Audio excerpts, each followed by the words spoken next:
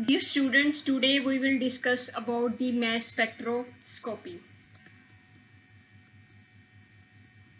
Basic concepts हमारे पास first year का first chapter जो है बेसिक कॉन्सेप्ट, उसमें मैस स्पेक्ट्रोस्कोपी जो है मतलब रिलेटिव अबंडेंस ऑफ आइसोटॉप्स हमने फाइंड आउट करनी है किसके ज़रिए से, मैस स्पेक्ट्रोस्कोपी के ज़रिए से या मैस स्पेक्ट्रोमीट्री के ज़रिए से। अब हमारे पास जो कम्पैक्ट टॉपिक बुक का है हमारे पास determination of relative atomic message by mass spectroscopy.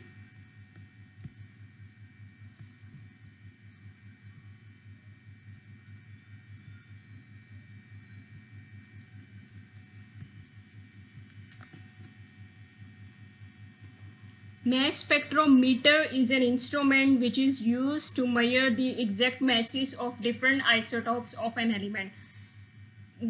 We already discussed about the relative abundance of isotopes and isotopes का जो exact एक topic था, फिर molecular ions को हम लोगों ने discuss किया। तो उसमें हमारे पास हम लोगों ने ये बताया था कि relative abundance of isotopes को हम कैसे find out कर सकते हैं और mass spectrometer कहाँ पर use होता है।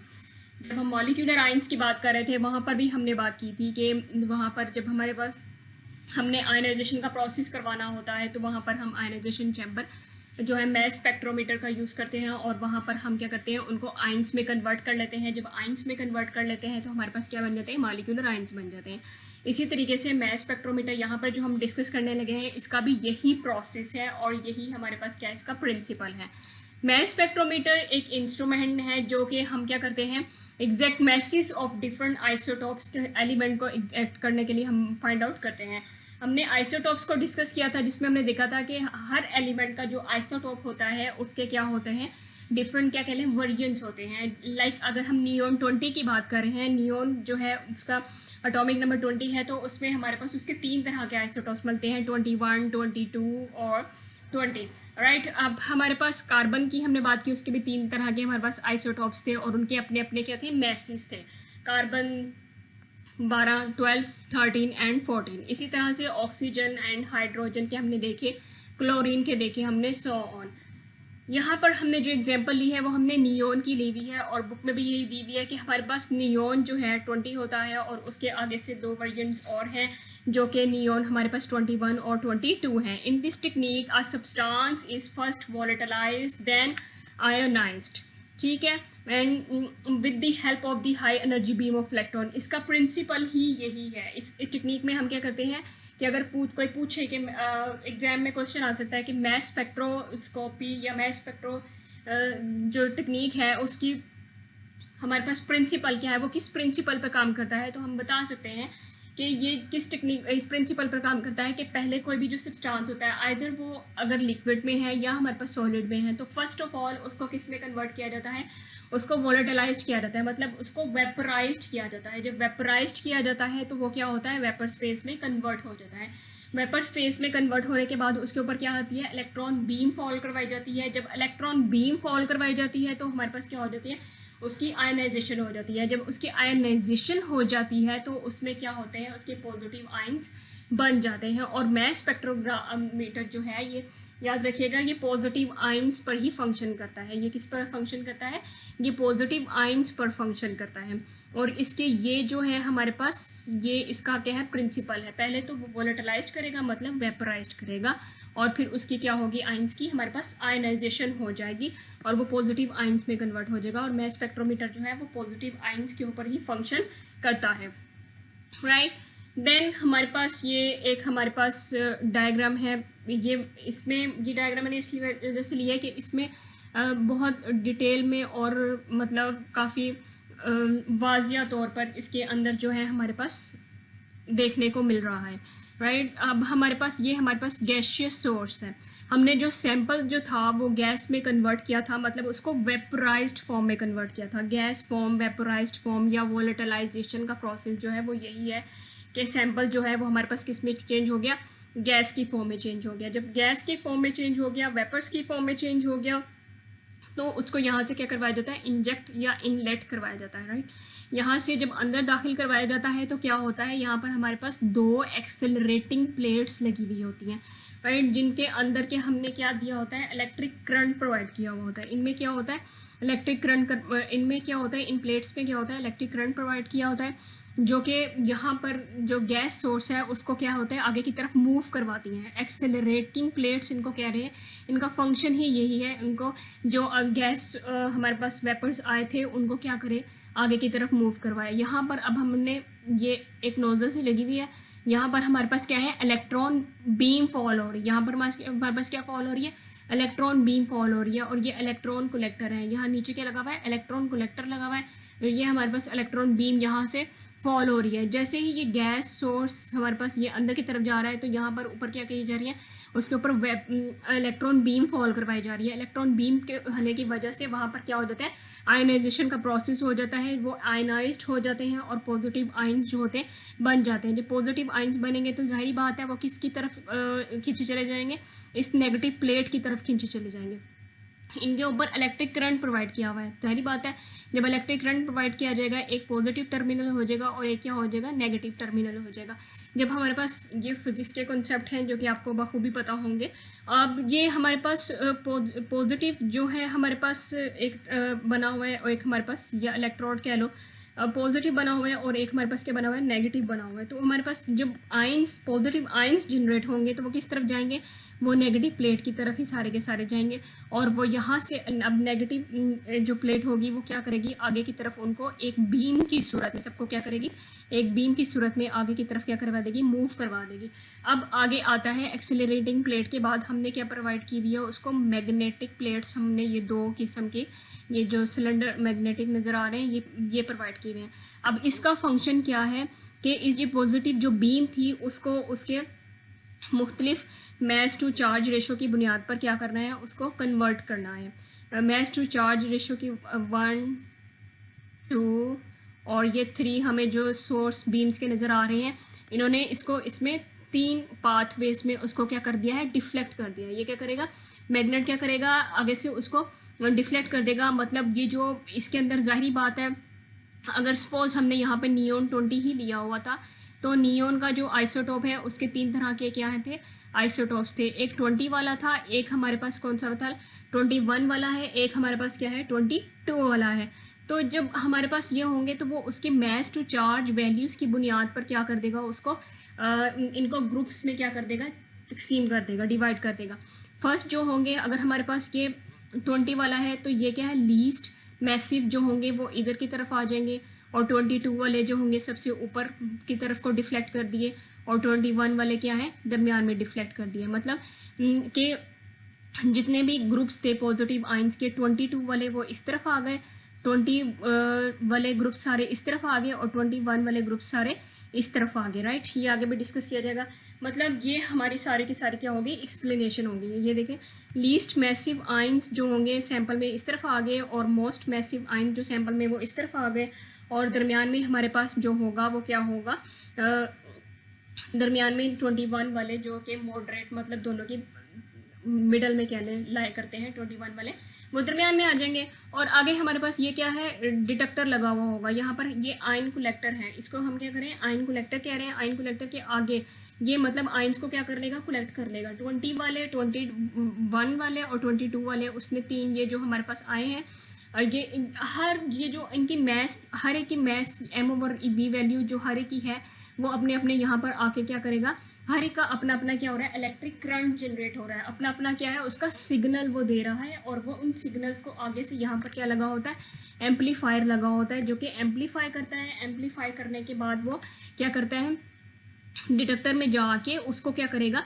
वो हमारे पास एक ग्राफ की सूरत में, ये हमारे पास क्या है, ग्राफ की सूरत हमारे पास ये ग्राफ आ जाता है। यहाँ पर हाइड है लेकिन आगे डिटेल में दिखाया हुआ है, ठीक है, राइट। ये आपको समझ में आ गया होगा आई होप काफ़ी अच्छे तरीके से, कि गैस सोर्स है जो पहले हमने उसको यहाँ से पहले प्रोसेस हो चुका है, हमारे पास जो सैंपल था उसको उसने गैस फेज में वेपराइज्ड फॉर्म में क्या कर दिया, कन्वर्ट कर दिया। यहाँ से इंजेक्ट किया जाता है, फिर आगे 2 एक्सेलरेटिंग प्लेट्स लगी हुई हैं जो कि आगे उनको एक्सेलरेट करवा रही हैं, मतलब मूव करवा रही हैं। और फिर ये इलेक्ट्रॉन बीम है इलेक्ट्रॉन बीम जो है जब फॉल होंगी उस सैंपल के ऊपर तो क्या करेगा कि वो उसकी आयनाइजेशन हो जाएगी। यहाँ पर क्या हो जाता है, ये आयनाइजेशन चैम्बर में कहलाता है और इसके अंदर क्या होता है कि ये आयंस में जब कन्वर्ट हो जाएंगी देन यहाँ पर पॉजिटिव आयन जो है मूव करना शुरू करेंगे। आगे हमारे पास मैग्नेट आ जाएगा, वो मैग्नेट क्या करेगा, उसकी अपनी अपनी वैल्यूज़ में उसको क्या कर देगा, डिफ्लेक्ट करवा देगा, उसका एक कर्वेचर क्रिएट करता हुआ, उसको एक सर्कुलर पाथ में मूव करवाता हुआ वो क्या करेगा, यहाँ पर उसको उसकी डिफरेंट वैल्यूज़ में उसको ग्रुप्स बना देगा। मतलब मैं जैसे कि मैंने बताया, अगर नियॉन 20 वाले हैं तो वो इस लाइन में आ गए, 22 वाले सबसे ऊपर चले गए और 21 वाले दरमियान में आ गए, राइट। और फिर उनके बाद ये आयन कलेक्टर है, ये हमारे पास क्या है, आयन कलेक्टर है। फिर आगे डिटेक्टर आएगा, डिटेक्टर ने क्या करना है, एम्पलीफायर ने बीच में एम्पलीफायर भी लगा हुआ होता है, एम्पलीफायर ने क्या करना है, उसको उनके सिग्नल्स को एम्पलीफाई करना है। हर एक की जो मैस टू चार्ज, हर एक की जो ये हमारे पास जो लाइन्स आई हैं, ये जो लाइन्स आई हैं हर एक की अपनी क्या है, मैस टू चार्ज वैल्यू है। जितने भी आइंस एक ग्रुप के थे, फिर दूसरे आइंस दूसरे ग्रुप के थे, तीसरे आइंस तीसरे ग्रुप के थे। नियॉन 20 वाले, जो 20 वाले ग्रुप होंगे वो एक लाइन में आ गए, 22 वाले एक लाइन में आ गए, 21 वाले एक लाइन में आ गए। उनके साथ फिर उसने क्या करना है, वो हर एक आयन, जब आयन के सिग्नल जब फॉल होंगे तो उनके अपने अपने इलेक्ट्रिक करंट जनरेट होंगे। अपने अपने जब इलेक्ट्रिक करंट जनरेट होंगे या सिग्नल्स कह लें, वो आके अपने अपने सिग्नल्स देते हैं और वो आके क्या करते हैं, एम्पलीफायर के ज़रिए से थोड़े से एम्पलीफाई किए जाते हैं ताकि उनको आसानी से देखा जा सके। फिर उसके बाद हमारे पास लाइट डिटेक्टर के ज़रिए से हम उसको क्या करते हैं, फाइंड आउट कर देते हैं। आई होप कि आपको डायग्राम बहुत अच्छी तरीके से समझ आ गई होगी। और इसकी अगर ये सारा मैकेनिज्म अगर आपको समझ में आ गया तो इसको अपने वर्ड्स में लिखा जा सकता है, राइट। इसका प्रिंसिपल मतलब अपने अल्फाज में लिखा जा सकता है। इसको इतना खास कोई वर्ड टू वर्ड याद करने की या रटा लगाने की कोई ज़रूरत नहीं है। और अभी हम देखेंगे कि एक ही लाइन जो है वो डिफरेंट तरीके से बार बार बताई गई है। तो अगर हमें मैकेनिज्म समझ में आ गया तो हम आसानी से इसको लिख सकते हैं। और अगर कोई इसका प्रिंसिपल पूछे तो आप आसानी से इसका प्रिंसिपल भी क्या कर सकते हैं, बता सकते हैं, राइट। ये अब हमारे पास क्या है, आयनाइजेशन, ये इसकी डिफरेंट हर पॉइंट पे जो मैकेनिज्म हो रहा है ये उस तरीके से एक्सप्लेन किया गया है। ये मतलब एक कह लें डायग्राम को खोल कर बताया हुआ है कि अगर हमारे पास इस प्रोसेस में आयनाइजेशन हो रही है, इस प्रोसेस में जब वो प्लेट्स यहाँ पर लगी हुई थी, वेपोराइज सैंपल जब इंजेक्ट किया जाता है तो वहाँ पर हमारे पास क्या है, एक्सेलरेशन का प्रोसेस होता है। क्योंकि वहाँ पर क्या थी, इलेक्ट्रिक करंट प्रोवाइड करके हमने 2 इलेक्ट्रोड्स या 2 प्लेट्स लगाई हुई थी, जो कि एक पॉजिटिव इलेक्ट्रोड हो गया, एक नेगेटिव इलेक्ट्रोड हो गया।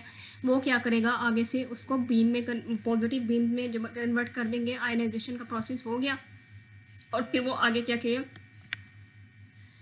किया कि वो चले गए और वहाँ पर एक्सेलरेशन के थ्रू आगे उससे उसको मूव करवाया गया।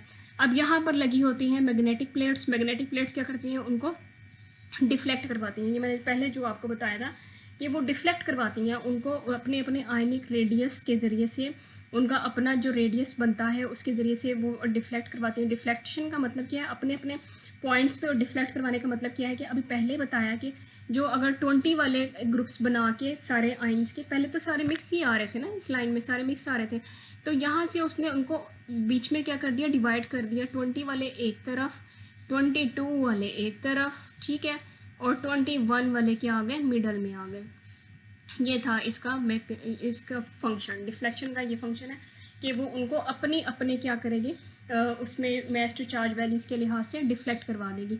फिर यहाँ पर वैक्यूम पंप लगाया हुआ होता है और यहाँ पर हमारे पास क्या है, डिटेक्शन है। डिटेक्शन का प्रोसेस अगर कोई में भी आपके ये समझने के लिए है कि यहाँ पर कितने कितने प्रोसेस हो रहे हैं। हम कह सकते हैं कि यहाँ पर एक आयनाइजेशन का प्रोसेस हो रहा है, एक एक्सेलरेशन का प्रोसेस हो रहा है, एक डिफ्लेक्शन का प्रोसेस हो रहा है, एक डिटेक्शन का प्रोसेस हो रहा है। अब डिटेक्शन ने क्या करने हैं, जब वो आयन जाकर यहाँ पर फॉल हुए थे तो फिर उसने क्या किया, जब उनके इलेक्ट्रिक सिग्नल्स आए तो एम्पलीफाई ने उनको थोड़ा थोड़ा एम्पलीफाई करना है ताकि हम चार्ट रिकॉर्डर के ज़रिए से उसका स्पेक्ट्रम आसानी से ले सकें, राइट। चार्ट रिकॉर्डर ने क्या करना है, आगे से उसका डायग्राम ये चार्ट बनाकर दे देना है। Determination of relative atomic masses by mass spectrometry, ये वही सारी एक्सप्लेनेशन है जो बार बार आगे रिपीट होगी। तो हमारा टॉपिक तो यहीं पर सारा क्या हुआ है, कंप्लीट हो गया है, राइट। उसने पहले उसको क्या किया और आप इसको अपने वर्ड्स में बहुत आसानी से क्या कर सकते हैं, एक्सप्लेन कर सकते हैं। गैशियस पॉजिटिव आयंस जो हैं हमारे पास पहले क्या करते हैं, फॉर्म होते हैं। ये इसका प्रिंसिपल है, राइट, कि पहले सैंपल जो है वो गैशियस पॉजिटिव आयंस में क्या होता है, फॉर्म होता है, फिर उसके बाद separated on the basis of their mass to charge ratio, फिर उसके वही बात जो मैंने बताई कि पीछे, फिर उनको मास टू चार्ज रेशो की बुनियाद पर उनको क्या कर दिया जाता है, अलग अलग कर दिया जाता है, फिर recorded in the form of peaks. ये इन्होंने 3 जो है उसके मेन बताया कि प्रोसेस गैशियस पॉजिटिव आयंस बनते हैं, फिर उनको उनकी मास टू चार्ज रेशो की बुनियाद पर तकसीम किया जाता है, फिर उसके बाद उसके recorded in the form of peaks, और पीक्स की सूरत में उसको क्या कर लिया जाता है, रिकॉर्ड कर लिया जाता है, राइट। अब ये हमारे पास उन्होंने कहा है कि हम क्या करते हैं, ये मास स्पेक्ट्रम है, इसे हम क्या कह रहे हैं, मास स्पेक्ट्रम, क्योंकि ये मास स्पेक्ट्रोमेट्री से मिला है तो हम इसे क्या कह रहे हैं, मास स्पेक्ट्रम कह रहे हैं। और प्लॉट डाटा इन सच अ वे कि m/e की जो वैल्यूज़ हैं वो हम एक्स एक्सिस पर लेते हैं, और इसे abscissa भी कहते हैं, एक्स एक्सिस को आपको पता होगा, और यहाँ पर हम क्या लेते हैं, रिलेटिव अबंडेंस लेते हैं, और इसको हम यहाँ पर वाई एक्सिस पर प्लॉट किया जाता है, राइट। अब हमारे पास ये नियोन 20 की अबंडेंस यहाँ पर हमारे पास आ रही है 90.82%, और यहाँ पर हमारे पास 21 की है 0.25%, और ये 0.52%, ये 22 की है, ये नियोन 20 की है, राइट। ये 3 हमें क्या है, अब मतलब वो जो चार्ट रिकॉर्डर था उसने हमें ये स्पेक्ट्रम बनाकर आगे क्या स्क्रीन पर दे देना है, राइट। और हम ये कंप्यूटर प्लॉटेड ग्राफ और द आइसोटॉप्स ऑफ नियोन, मतलब कंप्यूटर या स्क्रीन उसके साथ अटैच होती है जो कि हमें उसके आगे से ग्राफ जो है दे देती है। डिटर्मिनेशन आगे हमारे पास इन्होंने कहा है कि हमारे पास 2 तरह के मास स्पेक्ट्रो, ये वाली बात जो है वो इजाफी होगी कि मतलब प्रिंसिपल के अलावा कि हमारे पास 2 तरह के स्पेक्ट्रो ग्राफ होते हैं। एक हमारे पास ऑस्टन्स में स्पेक्ट्रोमीटर होता है या ग्राफ होता है, ये क्या करता है कि आइडेंटिफाई करता है आइसोटॉप्स को on the basis of their atomic masses. Atomic masses की बुनियाद पर क्या करता है, आइसोटॉप्स को आइडेंटिफाई करता है, जो कि हमने अभी देखा, राइट, कि मतलब आइसोटॉप्स को उनके एटॉमिक मैसेस की बुनियाद पर क्या कर लिया, उसने क्या कर लिया, सेपरेट कर लिया। नियोन 20, 21, 22, तो ये आइडेंटिफाई किया, और उसने जैसे कि हमने देखा, अब ये देखा था कि आ रही थी बीम, एक ही बीम आ रही थी, लेकिन उसने उनके अपने अपने ग्रुप्स में उसको क्या कर दिया, डिवाइड कर दिया। 20 वालों को एक तरफ, 22 को एक तरफ, 21 को एक तरफ। वो मैग्नेटिक फील्ड ने किया था। मैग्नेटिक फील्ड का यही फंक्शन था कि उनको डिफ्लेक्ट करवाए और उनको मुख्तलिफ उनके जो रेडियस बन रहे थे उनके ऊपर से मूव करवाते हुए वो क्या करें, उनको डिफ्लेक्ट करवा के मुख्तलिफ पॉइंट्स पर फॉल करवा दे। 20 वाले जो लीस्ट मैसिव थे वो नीचे वाले आ गए, और 22 ऊपर वाला चला गया, और वो दरमियान में आ गया। तो ये हमारे पास वही था, राइट। अब डेम्स्टर मास स्पेक्ट्रोमीटर क्या होता है, this was design for the identification of the element which were available in solid state. हमें तो वहाँ पर क्या करना पड़ा था कि अगर लिक्विड है, ये सॉलिड है सैंपल, तो हम क्या करेंगे, उसको वेपोराइज्ड फॉर्म में कर देंगे। तो ये हमारे पास डायरेक्ट क्या है, सॉलिड स्टेट वाला है। सॉलिड डायरेक्ट हमारे पास क्या है, सॉलिड फॉर्म में क्या करेगा, उसको आइडेंटिफाई कर लेगा आसानी से। डेम्स्टर मास स्पेक्ट्रोमीटर और ऑस्टन्स मास स्पेक्ट्रोमीटर में भी इसके अंदर डिफरेंस पूछा जा सकता है। ऑस्टन्स मास स्पेक्ट्रोग्राफ क्या मीटर क्या होता है और डेम्स्टर मास स्पेक्ट्रोमीटर क्या होता है। तो आप कह सकते हो कि जो ऑस्टन्स है वो आइडेंटिफाई करता है आइसोटॉप्स ऑफ एलिमेंट्स को on the basis of their atomic masses, और डेम्स्टर जो है वो एलिमेंट्स को आइडेंटिफाई करता है सॉलिड स्टेट में भी हो तो उसको वो फाइंड आउट कर लेता है। अब ये वही बात रिपीट की जा रही है कि हम जो सैंपल जिसको हमने एनालिसिस करना होता है, जिसकी सेपरेशन ऑफ आइसोटॉप्स करनी होती है, रिक्वायर्ड होती है, converted in the vapour state, उसको वेपर स्टेट में क्या कर लिया जाता है, कन्वर्ट कर लिया जाता है। उसको पहले क्या कर दिया जाता है, वेपर स्टेट में कन्वर्ट किया जाता है। The pressure of this vapour is kept very low, that is 10⁻⁻6 to 10⁻⁻7।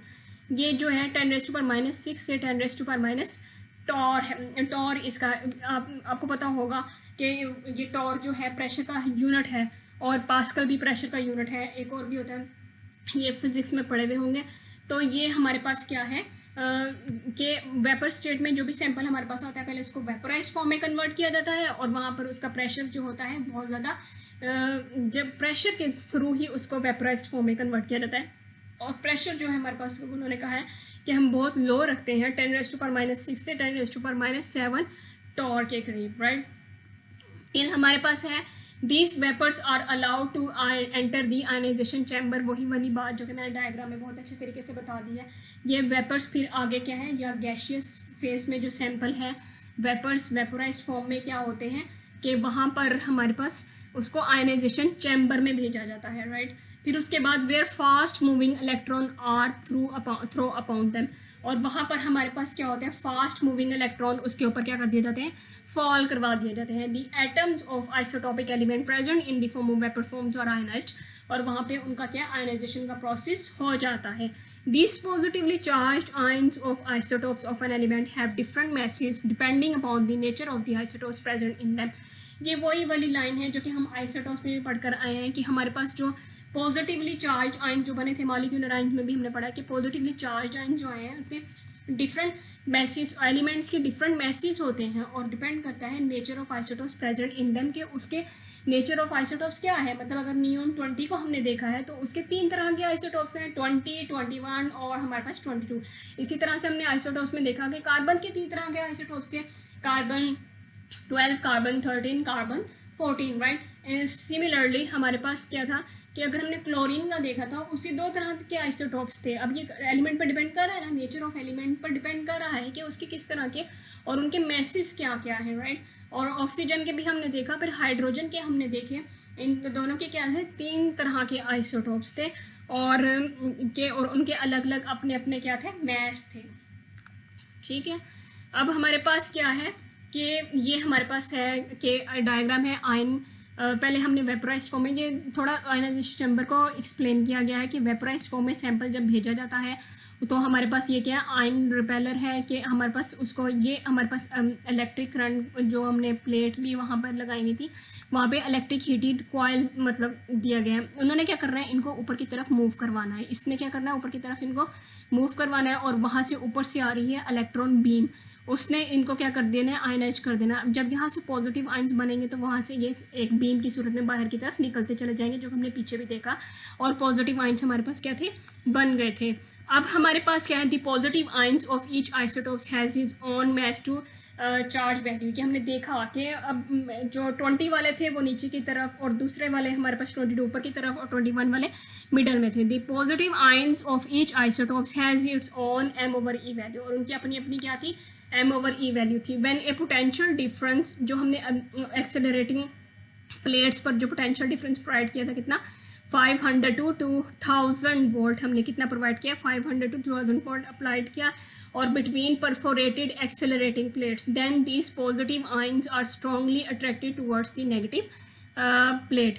In this way the ions are accelerated. ये हमने पीछे देखा कि हमने मतलब इसको थोड़ा मैंने डायग्राम में आपको एक्सप्लेन कर दिया, लेकिन अब जो बीच की छोटी छोटी बातें हैं वो क्या कि हमने इलेक्ट्रिक करंट वहाँ पर कितना प्रोवाइड किया था प्लेट्स में, 500 to 2000 वोल्ट अप्लाइड किया जाता है, और बिटवीन ये परफोरेटेड एक्सेलरेटिंग प्लेट्स मतलब वो उनके मतलब वो हमारे पास क्या होती हैं, उनके अंदर सुराख होते हैं, वो हमारे पास क्या होते हैं, सुराख होते हैं, और उसमें से वो जो बीम्स पॉजिटिव आयंस जो होते हैं वो नेगेटिव प्लेट की तरफ जाते हुए वहाँ से क्या होते हैं, निकल जाते हैं, और the ions are then allowed to pass through the magnetic field of the strength h, और मैग्नेटिक फील्ड की स्ट्रेंथ कितनी थी, h थी, right, which will separate them on the basis of mass to charge value.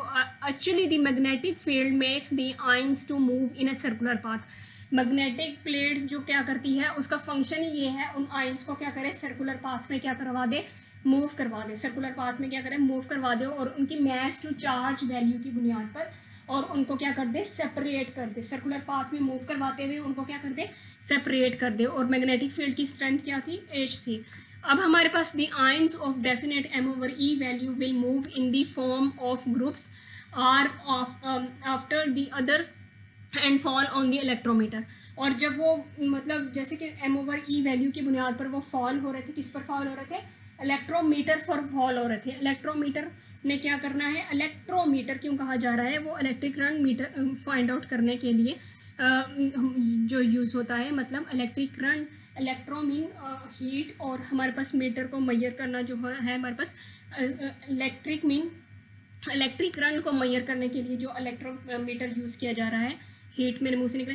अब electrometer जो क्या करेगा, वो जो सिग्नल्स फॉल हो रहे थे मैंने पहले बताया था, उनकी अपनी अपनी क्या होगी, इलेक्ट्रिकल करंट वैल्यू वो देगा, नियॉन 20 वाले जितने भी आए थे वो अपनी इलेक्ट्रिकल करंट वैल्यूज देंगे, और इसी तरीके से जो अगले वाले थे वो अपनी वैल्यूज देंगे इलेक्ट्रिकल करंट और या सिग्नल देंगे, जिनको कि इलेक्ट्रोमीटर क्या कर लेगा, मैयर कर लेगा उस करंट को। The mathematical relationship of M over E value, इस एम ओवर ई जो है हमारे पास, ये जो हमारे पास है, इसमें हमारे पास ये जो एम ओवर ई वैल्यू है इसमें क्या है, एच और ये रेडियस आर और 2 ओवर, ये ओवर है ओवर 2 ई। ई जो है वो हमारे पास इलेक्ट्रिक फील्ड की स्ट्रेंथ है, एच हमारे पास मैग्नेटिक फील्ड की स्ट्रेंथ है, और एम ओवर ई वैल्यू जो है वो उसकी अपनी मास टू चार्ज रेशो जो अपने अपने उसकी जो फॉल हो रहे थे, राइट। अब हमारे पास क्या है कि इनके हम क्या करते हैं, इनको चेंज भी कर सकते हैं, या तो हम इलेक्ट्रिक जो करंट हमने प्रोवाइड किया होता है इसको कांस्टेंट रखेंगे और मैग्नेटिक फील्ड को चेंज करेंगे, या मैग्नेटिक फील्ड को चेंज करेंगे तो क्या करेंगे, इलेक्ट्रिक करंट वाले को चेंज करेंगे। तो उससे हमारे पास क्या रखना, हमने एक को कांस्टेंट है, या तो मैग्नेटिक फील्ड को कांस्टेंट रखेंगे तो इलेक्ट्रिक करंट को चेंज करेंगे, अगर इलेक्ट्रिक करंट वाले को कांस्टेंट रखा हुआ है तो हमने मैग्नेटिक फील्ड की स्ट्रेंथ क्या करनी है, चेंज करनी है, जिसकी वजह से रेडियस आर जो होगा वो क्या होता चला जाएगा, चेंज होता चला जाएगा, और जो हमारे पास आयंस जो होंगे वो डिफरेंट पॉइंट्स पर जाकर क्या करना शुरू हो जाएंगे, गिरना शुरू हो जाएंगे, जो पहले पॉइंट पर गिरे थे उससे डिफरेंट पॉइंट पर गिरना शुरू हो जाएंगे। मतलब अगर हमने उनके डिफ्लेक्शन मुख्तलिफ पॉइंट्स पर चेक करनी है, जो पहले पॉइंट्स पर मिले थे उसके अलावा हमें दूसरे पॉइंट्स पर चेक करनी है, तो हम क्या करेंगे, इलेक्ट्रिक फील्ड या मैग्नेटिक फील्ड के साथ छेड़छाड़ करेंगे, उनकी क्या वैल्यूज़ को चेंज करेंगे, तो हमारे पास एम ओवर ई जो है उनके सिग्नल्स वो डिफरेंट पॉइंट्स पर मिलना शुरू हो जाएंगे, राइट। अब हमारे पास क्या है, एच जो है वो स्ट्रेंथ है मैग्नेटिक फील्ड की, और ई जो है हमारे पास स्ट्रेंथ है इलेक्ट्रिक फील्ड की, आर जो है रेडियस ऑफ सर्कुलर पाथ जो वो बनाते हैं पॉजिटिव आयंस, इफ जो कि मैग्नेटिक फील्ड उनको हेल्प करती है रेडियस वाला पाथ, सर्कुलर पाथ बनाने के लिए।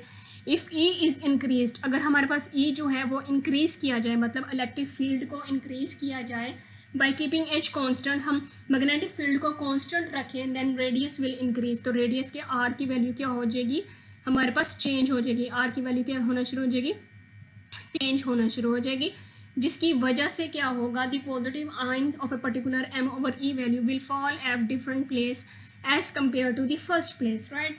फिर हमें क्या होगा कि वो जो बीम थी वो डिफरेंट पॉइंट्स पर क्या होना शुरू हो गए थे, फॉल होना शुरू हो गई थी, सर्कुलर पाथ क्रिएट हुआ, और उसके बाद नियॉन 20 एक पॉइंट पर, नियॉन 21 दूसरे पॉइंट पर, नियॉन 22 जो है वो अगले पॉइंट पर। This can also be done by changing the magnetic field, वही वाली बात उसने की कि या तो इलेक्ट्रिक फील्ड को चेंज कर सकते हो या फिर आप मैग्नेटिक फील्ड को चेंज कर सकते हो, तो इन दोनों को में से किसी को भी चेंज करके तो हम उनके डिफरेंट वैल्यूज ले सकते हैं। Each ion set up a minute of electric current, इसका क्या मतलब है, इस लाइन का मतलब जो कि मैं कहती आ रही हूँ कि उसने क्या करना है, अपने अपने इलेक्ट्रिकल सिग्नल्स देने हैं, एम हर की जो एम ओवर ई वैल्यू थी वो अपने अपने क्या करेगा, इलेक्ट्रिक सिग्नल देगा, अपनी अपनी इलेक्ट्रिक करंट जनरेट करेगा। इस जो मुश्किल सी लाइन का ये मतलब है, ठीक है। इसको आसान अल्फाज में हम ये लिख सकते हैं कि एवरी जो हमारे पास पॉजिटिव आयंस की जो एम ओवर ई वैल्यू की बेस पर जो आयंस हैं वो अपने अपने क्या करेंगे, इलेक्ट्रिक सिग्नल्स इलेक्ट्रोमीटर पर जाकर क्या करेंगे, जनरेट करेंगे, और आगे से एम्पलीफायर क्या करेगा, उनको थोड़ा सा एम्पलीफाई करेगा, बढ़ा देगा, ताकि वो हमें रिकॉर्डर के ऊपर जाकर नज़र आ सकें, और रिकॉर्डर क्या करेगा, उसका चार्ट बनाकर हमें स्क्रीन के ऊपर दे देगा। इतना आसान सा हमारे पास ये टॉपिक है, और देखने में बहुत बड़ा लग रहा है कि पता नहीं कितना मुश्किल है, और डायग्राम भी कैसी सी है, और डायग्राम आपके लिए मैंने एक जो है खोल कर बयान करने वाली सिंपल भी दिखाई है। Electrometer is also called ion collector, जाहिर बात है वो है तो पॉजिटिव आयंस ना, तो उनको इलेक्ट्रोमीटर को वो आयन कलेक्टर भी कह रहे हैं, and develops the electric current, जो कि इलेक्ट्रिक करंट को डेवलप कर रहा है, ठीक है, जिन्होंने उसकी इलेक्ट्रिक स्ट्रेंथ को क्या करना है, मेजर करना है। The strength of the current thus measured gives the relative abundance of ions of the definite m over e value, right। Ion electrometer ने, मैंने पहले भी बताया था कि इलेक्ट्रोमीटर ने करना क्या है कि उसकी इलेक्ट्रिक स्ट्रेंथ को क्या करना है, मेजर करना है। जो सिग्नल्स आयन कलेक्टर ने क्या करना है कि वो जो स्ट्रेंथ, जो करंट दे, कितनी स्ट्रेंथ के वो करंट दे रहा है उसको क्या करेगा, वो मेजर करेगा, जिसकी वजह से वो अबंडेंस ऑफ आयंस बताएगा of a definite m over E value. Definite m over E value मतलब जो एम ओवर ई वैल्यू जो 20 वाले थे उनकी वैल्यूज़ को अलग बताएगा, सिग्नल देगा, 22 के अलग सिग्नल देगा और 21 की क्या करेगा, अलग सिग्नल देगा. Similarly the ions of other isotopes have different masses are made to all find on the collector and the current strength is measured, right. मतलब हम क्या कर सकते हैं, दूसरे वाले जो आइसोटोप्स हैं उनके साथ भी यही फिनोमेना रिपीट कर सकते हैं. इधर तो हमने नियॉन 20 की बात की है ना, तो हम कार्बन के 3 जो आइसोटोप्स हैं उनके साथ भी यही फिनोमेना कर सकते हैं. ऑक्सीजन वाले हो गए, क्लोरीन के 2 आइसोटोप्स हैं उनकी भी अबंडेंस निकाल सकते हैं, हाइड्रोजन के आइसोटोप्स की अबंडेंस निकाल सकते हैं, एंड सो ऑन. इसकी वजह से हमारे पास क्या होगी, उनकी अपनी अपनी रिलेटिव अबंडेंस जो क्या है हम फाइंड आउट कर सकते हैं इस सारे प्रोसेस के ज़रिए से, इस सारे प्रिंसिपल के ज़रिए से. और क्योंकि वो जो डिफरेंट उनकी अपनी अपनी m/e वैल्यू होंगी और वो डिफरेंट पॉइंट्स पे क्या होंगे, फॉल होंगे. और आयन कलेक्टर क्या करेगा, उनकी अपनी अपनी स्ट्रेंथ को मेजर करेगा. जब उनकी अपनी अपनी स्ट्रेंथ को मेजर करेगा तो डिफरेंट जब सिग्नल्स मिलेंगे तो हमें जो उसका चार्ट जो है वो ग्राफ पर स्क्रीन पर मिलकर बन जाएगा. This same experiment is perform with carbon 12. यहाँ पर कार्बन 12 की बात कर रहे हैं, आप ये भी कह सकते हो हम कार्बन 12 के जरिए से ऑक्सीजन के या हम हाइड्रोजन की या हम क्या करें ऑक्सीजन की हम या क्लोरीन की हम क्या कर सकते हैं, अबंडेंस निकाल सकते हैं. This same experiment is perform with the carbon 12 isotopes and the current strength is compared. और उनकी करंट स्ट्रेंथ को क्या किया जा सकता है, कंपेयर किया जा सकता है, राइट. फिर उसके बाद हमारे पास this comparison allows to measure the exact message number of isotope. जारी बता हर एक के अपने अपने अलग क्या होंगे, मैसेज निकल आएंगे, ठीक है. अब हमारे पास ये जो फिगर है इसने हमारे shows the separation of isotopes of neon.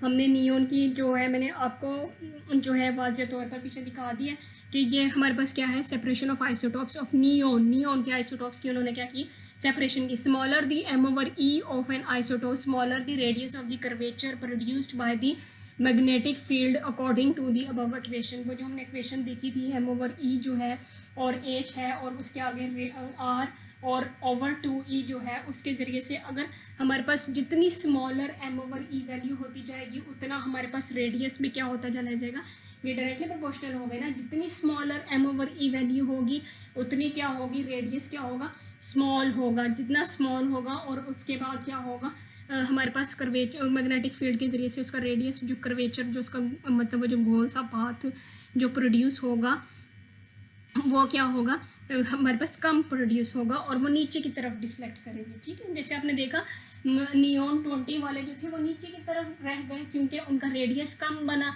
और वो नीचे की तरफ रह गए. और जो 22 वाले उनका रेडियस क्या होगा, उनकी मास टू चार्ज वैल्यू ज़्यादा थी तो वो ऊपर की तरफ डिफ्लेक्ट हो गए क्योंकि उनका रेडियस क्या था, ज़्यादा था, ठीक है. In modern spectrograph ion strikes the detector, वो डायरेक्ट जो है वो हमारे पास आयन्स जो है वो डिटेक्टर से स्ट्राइक होते हैं और current is amplified and the recorder जो क्या करेगा उसका ग्राफ बना लेगा और relative abundance are plotted against the mass number और हमें वो मिल जाते हैं. मॉडर्न स्पेक्ट्रोग्राफ की बात की, ये बुक वाली डायग्राम है और ये सारी वही है जो पीछे मैंने सारी जो खोल कर एक्सप्लेन कर कर बता दिया. और ये नियॉन का ही स्पेक्ट्रोग्राफ है और ये हमारे पास क्या है, स्पेक्ट्रोमीटर है, वही डिटेक्टर है. और ये जो हमारे पास नियॉन 2022 के जो है डिफरेंट पॉइंट्स पर क्या है, फॉल हुए हैं, ठीक है, राइट. अब the above figure shows the computer plotted graph for the isotopes of neon. अब ये हमारे पास isotopes of neon आ गए, ठीक है. अब हमारे पास the separation of isotopes can be done by the method based on their properties. अब हमारे पास isotopes की जो separation है वो हम क्या कर सकते हैं, उनकी प्रॉपर्टीज़ की separation of isotopes can be done by the methods based on their properties. उनके प्रॉपर्टीज़ को जो है देखते हुए हम जो है डिफरेंट मेथड्स लगा सकते हैं. वो है some important methods are gaseous diffusion, thermal diffusion, distillation, ultra centrifuge, electromagnetic separation और हमारे पास क्या है, लेज़र सेपरेशन. ये अगर बुक में आता तो नहीं है, शायद पूछ लें कि हम स्पेक्ट्रोमीटर के बजाय और कौन से मेथड्स जो हैं वो यूज़ कर सकते हैं.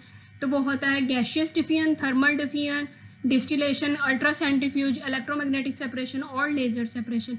गैसियस डिफ्यूजन क्या होती है, उसमें हमारे पास this procedure is slide separation between the molecules containing uranium 235 और ये यूरेनियम के लिए यूज़ होता है, और यूरेनियम 238 और मतलब ये यूरेनियम के लिए यूज़ होता है गैसियस डिफ्यूजन। और ये क्या करता है, यूरेनियम के दो जो आइसोटोप्स हैं 238 235 उनको क्या कर लेता है, सेपरेट कर लेता है। अब थर्मल डिफ्यूजन क्या करता है, thermal diffusion is a relative motion of the components of gaseous mixture और solution which is establish when there is a temperature gradient is medium, right. ये हमारे पास क्या हो जाएगा, थर्मल डिफ्यूजन हो जाएगा। फिर इसी तरह से हमारे पास डिफ्यूजन, एग्जैक्टली डिफ्यूजन क्या होता है, the action of purifying of a liquid by the process of heating and cooling. ये हमारे पास क्या होगा, डिफ्यूजन हो गया। और द पेट्रोलियम डिस्टिलेशन प्रोसेस, और इसके ज़रिए से हम पेट्रोलियम के प्रोडक्ट्स को क्या कर लेते हैं, सेपरेट कर लेते हैं। अब लेज़र जो है, लेज़र आइसोटोप सेपरेशन और लेज़र इनरिचमेंट प्रोसेस क्या होता है, इसमें means by the precisely the technique are separation of isotopes by laser excitation। और मतलब लेज़र की एक्साइटेशन करवा के तो वहाँ पर क्या करते हैं, उनके यहाँ पर मतलब एक्साइटेशन का प्रोसेस होता है जिसकी वजह से एलिमेंट्स क्या होते हैं, डिफरेंट पाथ्स पर जाकर फॉल करेंगे और हमारे पास क्या होगा, उनकी क्लासीफाइड कर लिया जाता है। और uranium hexafluoride carried a gas. Ultra centrifuge क्या है, a very fast centrifuge use to participate large biological molecules for the solution और separate them by the different rates of sedimentation. ये अल्ट्रा सेंट्रीफ्यूज है। मतलब अल्ट्रा सेंट्रीफ्यूज का process आपने physics में भी पढ़ा होगा कि हम क्या करते हैं कि डिफरेंट क्या करते हैं, उनकी सेडिमेंटेशन के जरिए से हम क्या करते हैं, पार्टिकल्स को सेपरेट कर लेते हैं।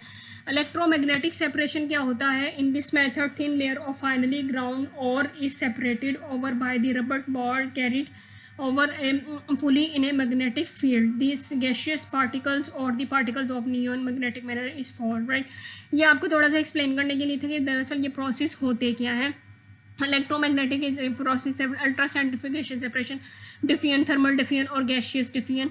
और इनके ज़रिए से हम क्या करते हैं, मुख्तलिफ इनकी सेपरेशन क्या करते हैं, कर लेते हैं।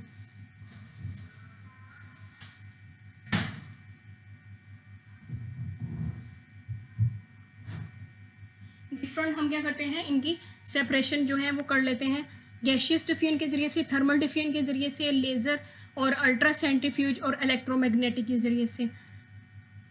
आई होप आपको ये टॉपिक अच्छी तरीके से समझ आ गया होगा।